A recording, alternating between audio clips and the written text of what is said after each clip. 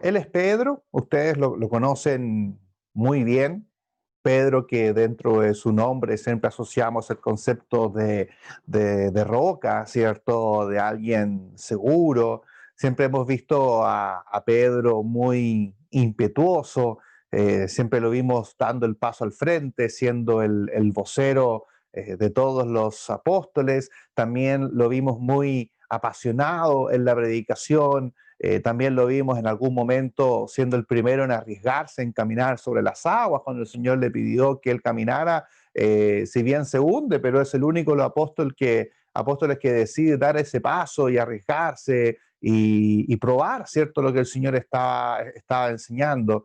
También sabemos que Pedro en Hechos capítulo 2 fue el hombre que predicó en ese gran discurso, la primera predicación del Evangelio completo, en donde él predicó y muchos se bautizaron en ese gran día. Y por supuesto, Pedro va a ser un personaje muy importante en las Escrituras y muy reconocido también y por supuesto muy respetado.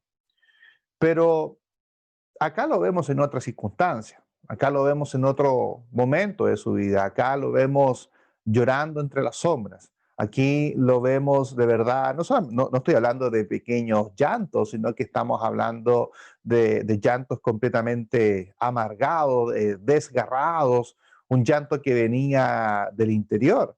Y sabemos precisamente por qué fue el llanto que tuvo el apóstol Pedro en una noche, como tú muy bien recordabas con los himnos, la noche en la cual el Señor es entregado, en la cual estamos después del huerto de Getsemaní, después de que el Señor Jesús estuvo en aquel Getsemaní como un valle de sombra y muerte, fue el apóstol Pedro el que después sabemos le negó al Señor.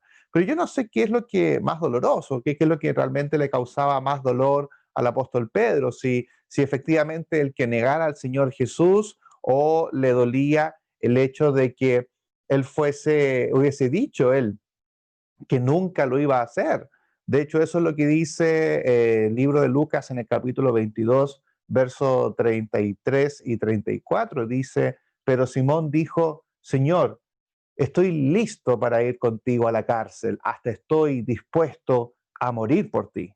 Pero Jesús dijo, Pedro, antes de que el gallo cante esta noche, me negarás 3 veces. El Señor le llama a Pedro, el Señor quiere que ese sea su nombre, pero hasta ese momento él se considera todavía Simón.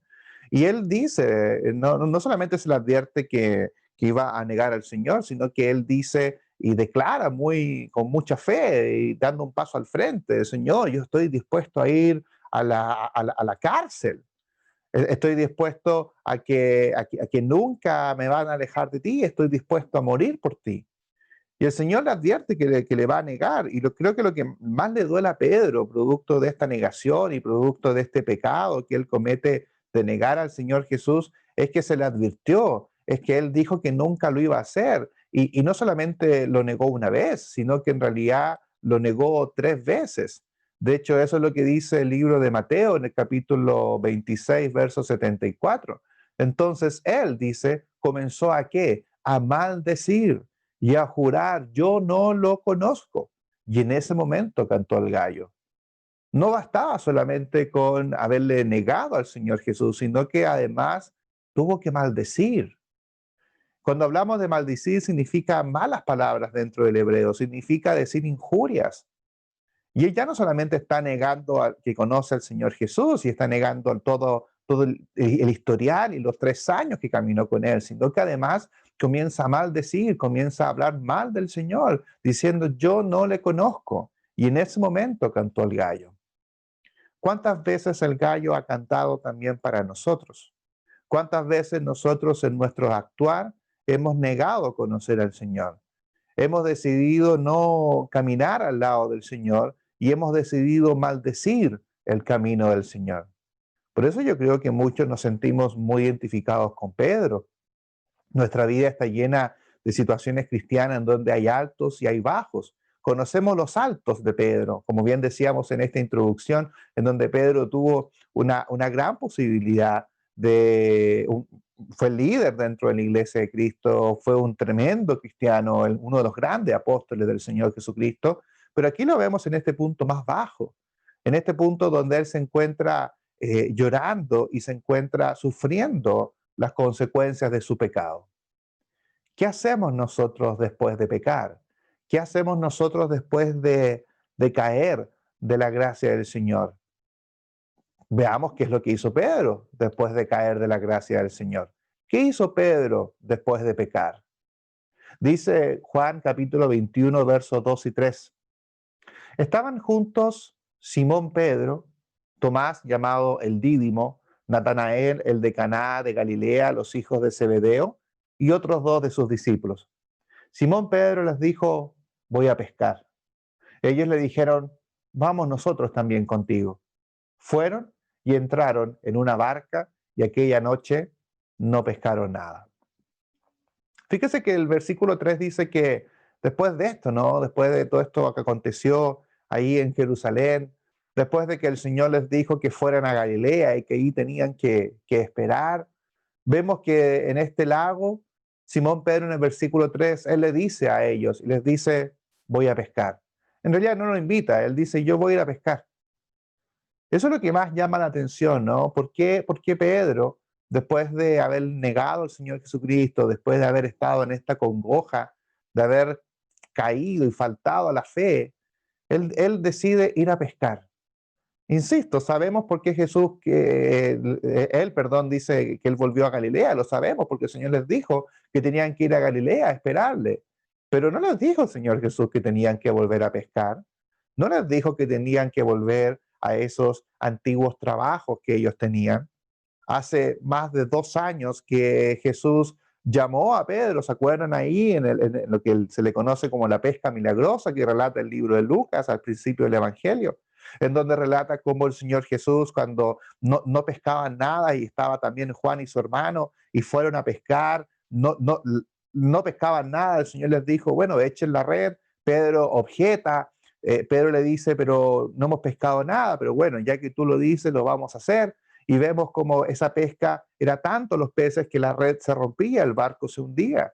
Y ahí es cuando Pedro se da cuenta de que es un hombre y se da cuenta de que él es un pecador. Y el Señor le dice, hoy, desde hoy en día tú serás pescador, pero de hombres. Ya no de peces, sino que de hombres. Y desde ese momento, dice al final la historia de que Pedro dejó todo y le siguió.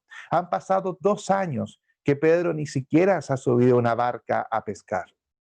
¿Y por qué lo está haciendo ahora? Porque eso es lo que se le ocurre hacer. ¿Por qué vuelve a la antigua vida? ¿Por qué vuelve a lo que hacía hace tanto tiempo atrás?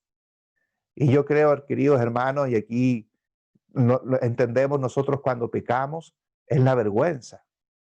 Es la vergüenza de no poder seguir siendo el Pedro que era antes, de no poder retomar el camino de fe que él tenía. Y muchas veces nosotros actuamos también de la misma manera. Cuando pecamos, volvemos a las antiguas prácticas, volvemos al viejo hombre o a la vieja mujer, volvemos a las antiguas prácticas que teníamos nosotros y olvidamos todo lo que somos y volvemos a pescar. Después de tanto tiempo habíamos sido tan distintos, pero producto del dolor, de la vergüenza, al igual que Pedro, tomamos la decisión de volver a pescar. Porque lo que se está preguntando Pedro en esta historia es, después de lo que yo hice, después de cómo me comporté, ¿el Señor me podrá volver a amar? ¿El Señor podrá volver a estar conmigo? ¿Me perdonará? Yo que dije, esto nunca más lo haré. Yo que dije, voy a ser fuerte, que le prometí al Señor, yo no te voy a negar, nunca voy a pecar, esto no lo voy a hacer. Pero ¿cómo me estás diciendo esto, Señor? Después de toda esta actitud, ¿verdad? De que esto no me va a suceder, caemos y pecamos y lloramos, igual que Pedro, y hacemos lo mismo que Pedro, volvemos a pescar, volvemos a la antigua vida, volvemos a lo que hacíamos antes, volvemos a hacer lo que se nos viene de forma natural, aquello que se nos viene de forma espiritual. Volvemos a ese viejo hombre y dudamos. Yo creo que por eso lo hacemos como Pedro, dudamos de que el Señor tenga un lugar para personas como nosotros, para tipos como nosotros, para personas que somos pecadores. Cuando meditamos en nuestros pecados decimos quiénes somos nosotros para estar aquí, quiénes somos nosotros para estar al frente. tanto del trabajo del Señor, la predicación, alentar a otros, pero ¿cómo nosotros estamos aquí con estos pecados? ¿El Señor me volverá a amar? ¿El Señor volverá a darme un espacio después de lo que he hecho, después del pecado que he cometido? Pensemos en el pecado más grave que hayamos sentido, que hemos cometido, y nos hacemos la pregunta, ¿el Señor tendrá un lugar para nosotros? ¿El Señor volverá a amarnos? Por eso entendemos a Pedro, por eso nos identificamos con este cuadro pintado, por eso nos identificamos con él, porque sentimos de que el Señor no nos va a dar un espacio después de lo que nosotros hemos hecho. Pero ¿qué hizo Jesús? ¿Qué hizo Jesús con Pedro? ¿Qué hizo entonces para poder llamarlo? ¿Qué hace el Señor por nosotros para volver a llamarnos a su redil cuando pecamos? ¿Qué hizo Jesús? Usted conoce un poco la historia.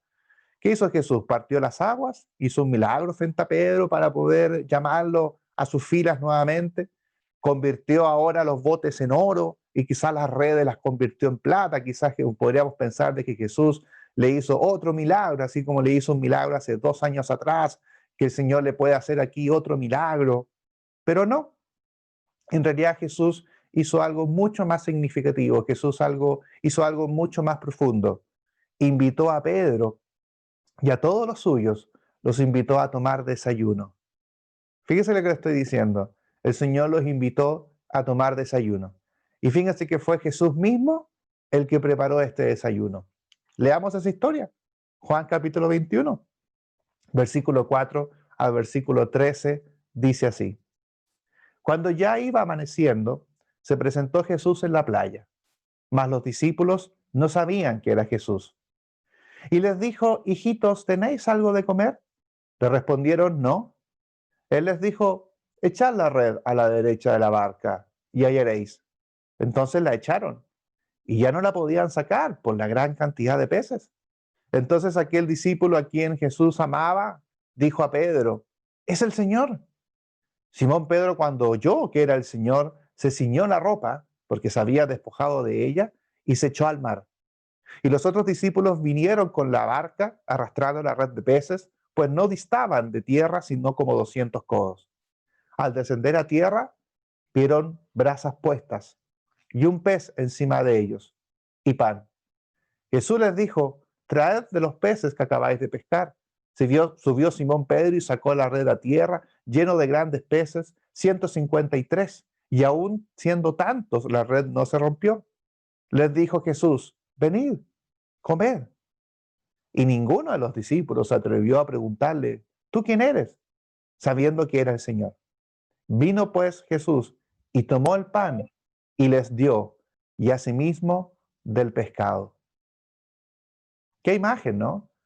El Señor, aquel Señor que gobierna la tierra, aquel Señor que parte los mares, aquel Señor que resucita y que resucitó, aquel Señor que sanó a mancos, a cojo, aquel Señor que devolvió la vista, aquel todopoderoso, se encontraba ahí, en la playa, y él con sus propias manos estaba preparando un rico desayuno, una rica comida, en donde invitó a todos a sentarse. Sin duda nadie podía haber estado más agradecido que Pedro. Por eso la reacción de Pedro aquí es notable. Aquí Pedro, dentro de su dolor, es invitado a la mesa. Pedro es invitado a la comida con el Señor Jesús, a pesar de lo que él había hecho, a pesar de lo que había sucedido. Después de esto tenemos esta maravillosa historia que no vamos a leer en esta lección, pero ustedes la conocen muy bien, cuando Jesús 3 veces le pregunta a Pedro, ¿tú me amas?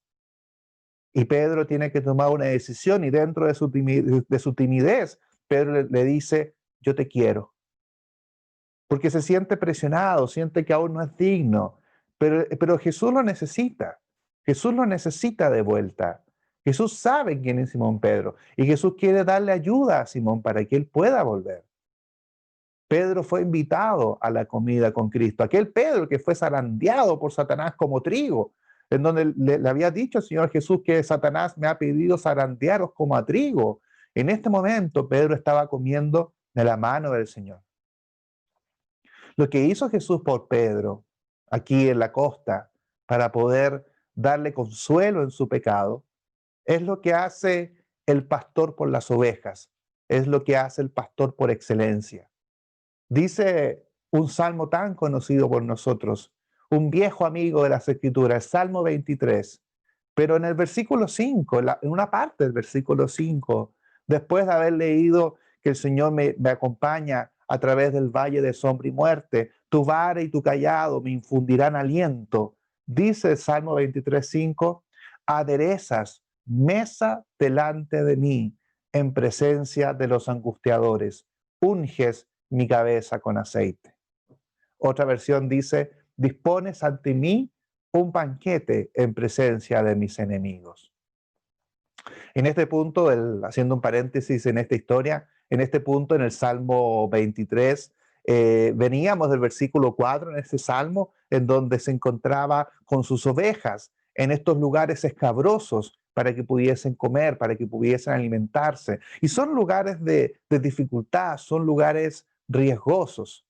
Y vemos aquí que David está haciendo una muy hermosa alegoría respecto a este aceite, porque a simple vista quizás nos cuesta entender lo que dice ese versículo cuando señala que unges mi cabeza con aceite. Algunos podríamos pensar en términos medicinales, como se entiende en el Nuevo Testamento, pero en la labor pastoril, el aceite era un elemento muy importante, que se colocaba aceite especialmente en la cabeza y especialmente alrededor de la nariz de las ovejas.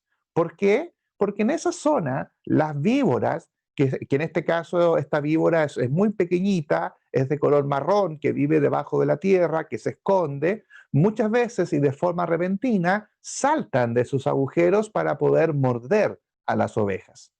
Por lo tanto, este aceite primero se vierte en la nariz, alrededor del rostro de la oveja, para que sea un repelente.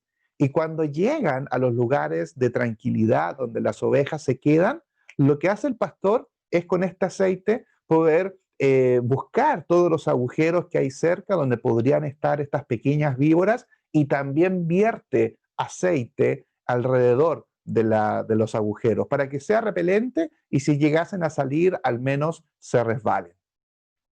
Por lo tanto, lo que hace el pastor por las ovejas es que mientras duermen, el pastor justamente unge la cabeza o en este caso el rostro de las ovejas y también estos pequeñas cuevas para que las víboras no salgan. Qué linda alegoría. El aceite en la cueva de la víbora lubrica la salida y evita que la víbora salga. Y el olor del aceite en las narices de las ovejas repele a la víbora. De alguna forma, esto es lo que hizo también el Señor por Pedro. Lo que Él quiere hacer, Él quiere ayudarle, Él quiere perdonarle, Él quiere sanarle, Él lo quiere proteger de lo que va a venir más adelante. Y el Señor está preparando aquí un banquete para que pueda sentarse nuevamente a la mesa. A pesar de que Él también pasó por su valle de sombra y muerte, a pesar de que Él también pasó por este difícil momento en su fe, el Señor ahora le prepara un banquete, le prepara una mesa y unge su cabeza con aceite para que vuelva al redil. De hecho, esto también sucedió en la noche en la cual se preparan para la cena. El Señor también les prepara una mesa. A pesar de todo lo que iba a suceder, el Señor los invita a una mesa. Los invita a esta mesa y en presencia de sus angustiadores. Recordemos lo que dice Marcos capítulo 14, verso del 12 al 15. Dice la Escritura, usted conoce muy bien esta historia, ¿quién prepara la última cena? Dice el primer día de la fiesta de los panes sin levadura, cuando sacrificaban el cordero de la Pascua, sus discípulos le dijeron, ¿dónde quieres que vayamos a preparar para que comas la Pascua? Y envió dos de sus discípulos y les dijo, id a la ciudad, yo saldrá al encuentro un hombre que lleva un cántaro de agua, seguidle, y donde entrare, decida al señor de la casa, el maestro dice, ¿dónde está el aposento donde he de comer la Pascua con mis discípulos? Y él os mostrará un gran aposento alto ya dispuesto. Preparad para nosotros allí. Fíjense en este versículo. ¿Quién prepara la Pascua? ¿Quién hace todos los preparativos en esta gran mesa, no? ¿Quién lo hace? El Señor Jesús. el Señor Jesús hace absolutamente todo. Jesús reservó este gran aposento, Jesús indicó a quién tenían que seguir, Jesús indicó cómo tenían que realizar los preparativos. Jesús aseguró, por lo tanto, que esta habitación estuviese preparada y que, por supuesto, la comida estuviese lista. ¿Qué tuvieron que hacer los discípulos? Simplemente cumplir fielmente lo que Jesús dijo para que ellos pudiesen comer. Y entendamos de que Jesús está haciendo esto y Jesús sabe lo que Simón Pedro va a hacer. De hecho, en esa misma noche se lo dijo a Pedro, le dijo, tú vas a negarme. El Señor sabe que él va a pecar, el Señor sabe que él va a caer, pero aún así los invita. Aún así les dice, siéntense conmigo a la mesa, a pesar de lo que van a hacer. ¿Acaso no es así como el Señor trata nuestro pecado? Nosotros nos escondemos entre las sombras, volvemos a la antigua vida, volvemos a pescar, volvemos a lo que hacíamos antes, pero el Señor Jesús nos dice, vuelvan a sentarse, siéntense acá. De hecho, el Señor también prepara y se prepara también de defendernos de las víboras. Como leíamos anteriormente en el versículo que estábamos leyendo del Salmo, el Señor trata y el pastor lo que hace de cuidarnos de las víboras. Y el Señor lo hizo también acá en esta cena. Recordemos que dentro de todos los que se sentaron, hubo uno que no comió, hubo uno que no participó de esta mesa. Dice el Juan capítulo 13, habiendo dicho Jesús esto, se conmovió en espíritu y declaró y dijo, de cierto os digo, que uno de vosotros me va a entregar. Entonces los discípulos se miraban unos a otros, dudando de quién hablaba. Y uno de esos discípulos, el cual Jesús amaba, estaba recostado al lado de Jesús. A este, pues, hizo señas, ¿quién? Simón Pedro, para que preguntase quién era aquel de quien hablaba. Él entonces, recostado cerca del pecho de Jesús, le dijo, Señor, ¿quién es? Respondió Jesús, a quien yo diera el pan mojado, aquel es. Y mojando el pan, lo dio a Judas Iscariote, hijo de Simón. Y después del bocado, Satanás entró en él. Entonces Jesús le dijo, lo que vas a hacer, hazlo más pronto. Pero ninguno de los que estaban en la mesa entendió por qué le dijo esto. Cuando él pues hubo tomado el bocado, luego salió y era ya de noche. Qué maravilloso el temple del Señor Jesús, sabiendo todo lo que iba a suceder, sabiendo por supuesto de que Pedro iba a caer y también sabía que Judas iba a hacer algo esa noche. Pero una vez que el Señor preparó la mesa para poder participar de este gran evento, uno no participó de la cena, que fue justamente Judas el Iscariote. Vio, por supuesto, preparó la mesa, dejó que él viese la mesa, pero Jesús no les dejó sentarse a la mesa con ellos y quedarse esa noche con ellos. Dice que una vez que tomó el bocado, rápidamente él salió cuando ya era de noche. Por lo tanto, el Señor cuando nos invita a esta mesa, a pesar de que nosotros seamos como Simón Pedro, el Señor nos sigue defendiendo. El Señor nos protege de aquellas víboras que puedan acercarse a la mesa. Y Jesús tiene preparada una mesa para nosotros, los Pedros, los que alguna vez nos preguntamos si el Señor tiene algún lugar para nosotros.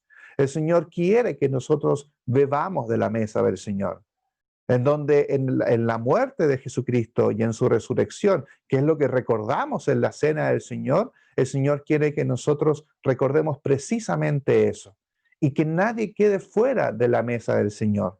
De hecho, es lo que dice en Mateo Jesús, dice, y tomando la copa y habiendo dado gracias, les dio diciendo, bebed de ella todos, porque esta es mi nuevo sangre, porque esta es mi sangre del nuevo pacto, que por muchos es derramada para remisión de los pecados. ¿Quiénes tienen que beber de esto? Todos. Pedro, sí, hasta los Pedros. De hecho, hay una idea, no sé, quizás viene un poco del catolicismo probablemente, y que está muy dentro de la iglesia de Cristo, que los hermanos o hermanas cuando pecan sienten que no pueden beber de la cena del Señor. Por lo tanto, no participan de la cena, porque se sienten indignos de participar de la mesa del Señor. Lo cual está bien, porque nos sentimos como Pedro. Nos sentimos como Pedro, sentimos de que el Señor no nos va a aceptar, que el Señor no nos va a recibir en su mesa. Pero el llamado del Señor Jesús para todos nosotros, cuando llega el día del Señor y llegamos probablemente como Pedro, llegamos avergonzados de nuestros pecados, llegamos avergonzados de haber cometido lo que dijimos que nunca íbamos a cometer.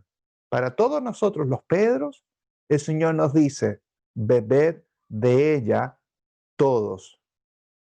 Si tú pecaste y sientes vergüenza y eres como Pedro, bebe de la cena del Señor, participa de la mesa del Señor, porque la mesa del Señor es precisamente eso, es para recordarnos el perdón de Dios, en donde Jesús murió por Pedro y todos nosotros los pecadores.